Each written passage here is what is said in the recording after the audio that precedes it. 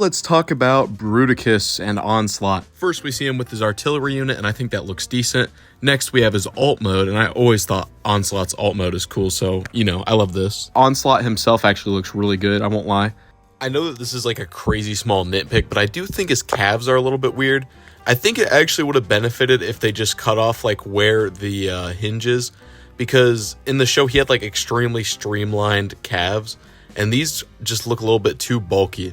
Oh, here we go. So here he is in the combine mode, and I'm not gonna lie, I hate the way this looks. This looks terrible. In my opinion, this is the worst looking combiner they've made so far. So first off, everyone's saying, you know, he's too squat. I agree. Legs are not long enough somehow. And look at how much like the legs just, I feel like they just look terrible. It looks like he is covered in like some sort of goo or mud for his legs. And it just looks kind of goofy. I just don't even know how they managed to do this, because his legs are Voyager classes. How are they shorter? They literally look shorter than like the normal deluxe legs. Like, how is that possible? When they're literally made Voyagers, and they look worse than like a deluxe one. From there, I think his thighs are definitely not long enough. There's like edited pictures where his thighs are longer. He looks a lot better like that. Like, I don't know why they did him in the green color. It looks so off. Honestly, I think they would have looked better if they just did them in gray. You know what I mean? And I just don't understand why they're so intent on using the skeleton combiner method when they could just so clearly they did it back in Combiner Wars.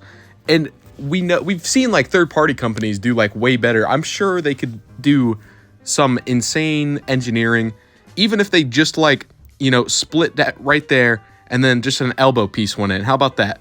Like, literally just take the elbow, put it in between the two halves of the helicopter, and there's your arm. It would look so much better.